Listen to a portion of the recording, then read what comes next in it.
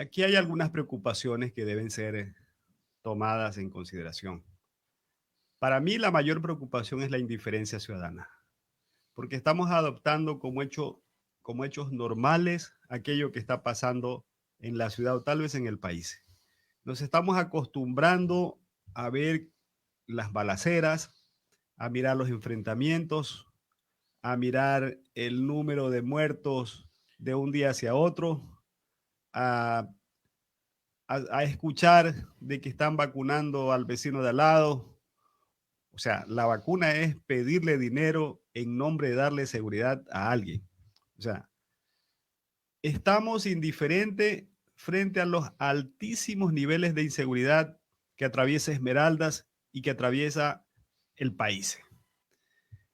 Pero digo que es tan fatal esa indiferencia que creemos que no está pasando nada en Esmeraldas o que no está pasando nada en el país. Mucho más preocupante es saber que de todo se habla en tema de planificación, menos en un plan integral de cómo enfrentar la inseguridad. Hay que diferenciar las cosas. Aquí las instancias responsables de dar seguridad hablan de combatir la delincuencia. Pero ¿cuál es el origen de esa delincuencia? ¿A qué se explica de que hayan ciudades seguras en el Ecuador y que hayan ciudades altamente inseguras en el Ecuador? Eso requiere de un análisis, requiere de un estudio, requiere de un diagnóstico. Porque si no lo hacemos, pues el Estado seguirá gastando ingentes cantidades de dinero en más policías, en más ambulancias, en más carros para la policía, en más armas, en más bombas. Podrán super equipar a la policía con todo lo que quieran. Y que está bien que se invierta, pero hay que invertir en el otro sector, allá apunta, ¿no? Eso está bien, pero aquí hay que tener entendido que las epidemias, así como hay epidemias biológicas, también hay epidemias sociales. No se las combate, no se las combate sin antes no identificar cuál es el origen, pues, de esa epidemia que nos está afectando. Porque si por lo menos tuviéramos unos planes eh, preventivos para poder enfrentar estos males, sería importante. Ahora si nos adentramos un poquito a analizar las estadísticas, las cifras, sería bueno que la policía, más allá de decir de sus pequeños operativitos medio fríos que hacen diariamente, ¿cuál mismo es la realidad? ¿Cuál es el cuadro? ¿Qué es lo que está pasando? ¿Cuántas bandas hay en Esmeraldas? ¿Cuántas hay en el Ecuador? Eh, Me agradó el día de hoy escucharlo al presidente Lazo anunciar de que van hacia una intervención, hacia se está decretando un plan de emergencia para pacificar las cárceles. Aunque no es novedad, siempre han habido planes de pacificación. Pero ahí está uno de los primeros orígenes. Increíblemente, las cárceles se han convertido en el centro de perfeccionamiento del delito. Se han convertido en los lugares, yo digo siempre que ese es el quinto poder del Estado, porque de allá se dictan leyes, resoluciones, acuerdos, se dan disposiciones y esas disposiciones son las que se acatan afuera. ¿Acaso que la mayoría de los asesinatos, de los crímenes, de los sicariatos que se cometen no son dictados desde las cárceles del Ecuador? El último problema, el último acto de violencia que hubo en las cárceles implicó 100 muertos. Pues. Después de esos 100 muertos, no ha pasado absolutamente nada en el sistema carcelario, porque ahora acaba de haber un nuevo desorden carcelario, y en ese entonces los crímenes fueron con cuchillo, fueron con pistolas, con revólveres nacionales. En este momento los nuevos asesinatos son con fusil. Quiere decir que a partir de esa época hacia acá, más bien en las cárceles se rearmaron e intensificaron su guerra, su acción violenta, su control respecto al país. El Estado ecuatoriano está controlado, la delincuencia en el Ecuador está controlada desde las cárceles. Pero yo le pregunto a la Policía Nacional, al Ejército, al SNAI, al sistema carcelario, ¿tan difícil es controlar las cárceles? Por favor, tan difícil es controlar las cárceles.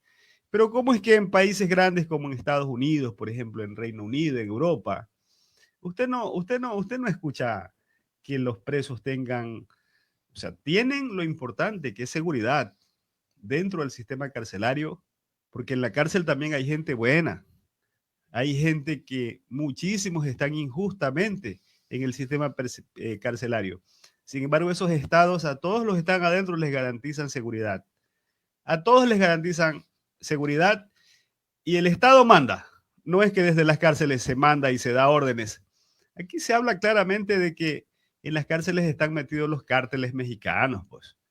Debiera darnos vergüenza en el Ecuador escuchar esas cosas, que la cárcel, que son cuatro paredes, donde hay todo un control, y que desde las cárceles pongan de rodilla a un país, a un Estado. Eso debiera darnos vergüenza. Esa acción de las cárceles es la que se está trasluciendo hacia afuera. Usted escucha de los tiguerones, escucha de los águila, escucha de los nueva generación. Todas esas bandas están en las cárceles, pero esas mismas bandas están actuando afuera, desde donde han sido armados, equipados, y hoy están actuando libremente.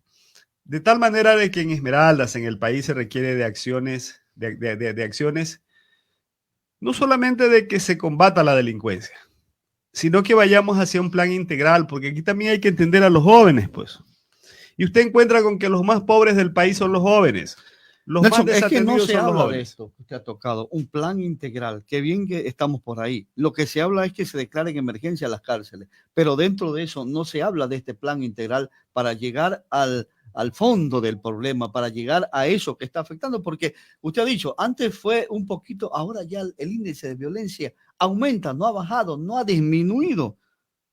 Esas cosas tienen que ser entendidas. A esas cosas hay que darle una respuesta. O sea, ¿qué está pasando en los centros carcelarios? Todo lo que está pasando es una voz desde adentro, desde el corazón de los presos también, algún mensaje que están expresando. ¿Acaso que la droga entra sola a las cárceles? ¿Acaso que los fusiles tienen pies solitos para entrar a las cárceles? Los cuchillos tienen, los celulares, pues alguien los está poniendo. Y en este país tanto se habla de corrupción y siempre culpan de corruptos a los políticos. No, señor. La corrupción está en todos los extractos de la sociedad ecuatoriana, está en los jueces, está en los fiscales, está en el sistema carcelario, está en los guías, está en la policía. O sea, lamentablemente, este es un país que está bañado de estas cosas de corrupción, el tema de las armas. Pero adentro, ¿qué hay de los derechos constitucionales de los reclusos, de los presos? El primer derecho constitucional es el derecho a la paz, a la seguridad. Y esa seguridad del Estado no está en condiciones de garantizársela al sistema penitenciario. ¿Qué están comiendo los presos? ¿Están siendo atendidos médicamente? ¿Tienen acceso a capacitación? ¿Tienen derecho a recibir un proceso de formación? No, pues lo único que se sabe es que en las cárceles, por lo menos el 70% de los reos consumen droga. Y también conocemos cuál es el efecto del consumo de drogas en un individuo. Sabemos lo que significa para un individuo estar drogado, con una elevadísima irritabilidad, con haber perdido la conciencia emocional, con el desborde que significa de la personalidad de un individuo. O sea, las cárceles constituidas en un verdadero bomba de tiempo. Nelson, indudablemente habrá que invertir mucho más en el campo social. Y no, cuando digo esto, es crear nuevos bonos, que eso significa más a la desocupación, quedarse en casa y esperar y depender del Estado. No significa más darle un bono o entregar por ahí una dádiva, sino que habrá que trabajar desde ese mismo hogar, desde el hogar. O sea, yo te doy el bono, pero tú recibes a cambio esto. Se requiere de respuesta, Fabricio. Yo un poco generalmente hago mis pequeños diagramas y entonces visibilizo causas. Y para mí una de las mayores causas de la violencia tiene que ver con la venta y el consumo de drogas, Fabricio. Con toda la franqueza del caso, y eso usted haga una encuesta y va a encontrarse que la causa fundamental de la violencia, de la violencia, de todo lo que pasa, tiene que ver con la venta de drogas. Pero eso se asocia también al tema del desempleo de los jóvenes.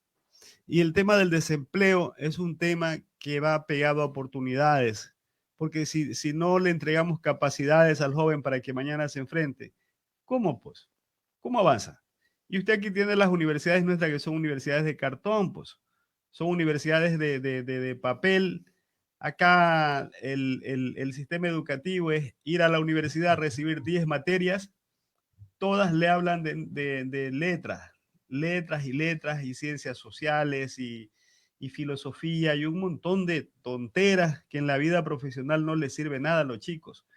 El Ecuador debiera tener 20, 30 institutos enseñando una serie de situaciones prácticas.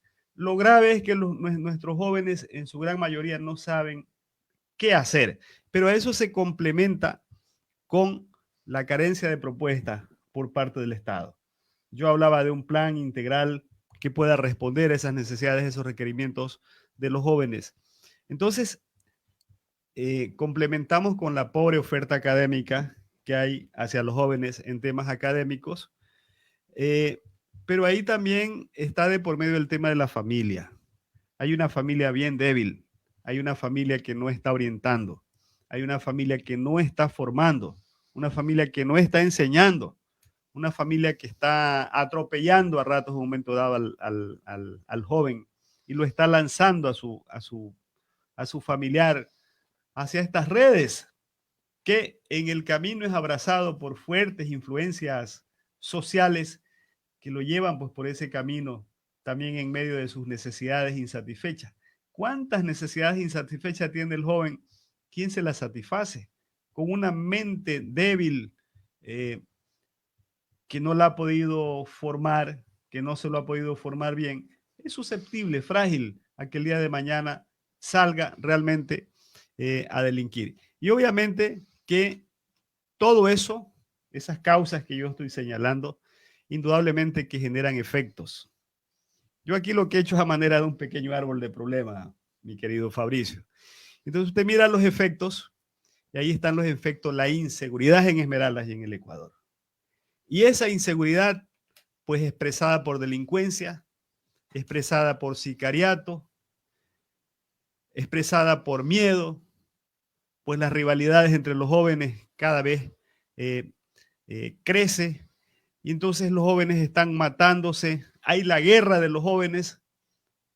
¿Por qué se están matando? No sabemos. Generalmente son los jóvenes los que están muriendo en Esmeraldas. Pero todo eso, cuando yo hablo de la indiferencia y que me preocupa, es porque creemos que lo que está pasando en Esmeraldas es un caso aislado, es un hecho por separado. Señor, eso tiene una incidencia directamente hacia la provincia, hacia la ciudad. Antes de esta guerra ya éramos una ciudad estigmatizada, Fabricio, totalmente estigmatizada, pero ahora el nivel de desprestigio en Esmeraldas crece, porque en un momento dado acá no se habla de la violencia, de los problemas graves que hay en Guayaquil, en Manabí. No, el ojo se lo colocan Esmeraldas. Pero entonces cuando yo hablo de ir hacia acciones integrales, ¿verdad? ¿Qué esperamos de los jóvenes si todos los complejos deportivos ninguno sirve? O están cerrados. Si para entrar a jugar al estadio hay que pagarle un poco de plata a la fe, por ahí algún sabido que se lucra de algún recurso de que el día de mañana alguien quiere hacer fútbol profesional, pero lo primero que tienes es que pagarle a algún organismo por un bien que es del Estado. ¿Cómo los jóvenes se distraen, se recrean si los centros deportivos no están dispuestos? Donde no hay industrias, donde no hay capacitación continua, oportunidades. donde no hay oportunidades. Acá lo que tenemos es una juventud totalmente desorientada. Y finalmente, Fabricio le decía que Esmeraldas está siendo seriamente perjudicada por lo que está pasando, porque los niveles de desprestigio y desconfianza hacia Esmeraldas cada vez crecen. Hasta hace poco estuvimos contaminados por los efectos del tal Guacho. Entonces solamente se hablaba de Esmeraldas, pero no como la Esmeraldas donde hay el talento de los grandes deportistas, no de Esmeraldas Siempre se donde toma la parte negativa. siempre la parte negativa, no de la Esmeraldas rica en gastronomía, donde se prepara la mejor comida, no de la Esmeraldas de la marimba, no de la Esmeraldas del buen bailador de salsa, no del esmeraldeño hospitalario. No, pues acá todos los epítetos, los más horribles para Esmeraldas, que lo hemos ganado. Lamentablemente nos hemos ganado y a ratos todos los días estamos reclamando en el contexto nacional un mejor trato.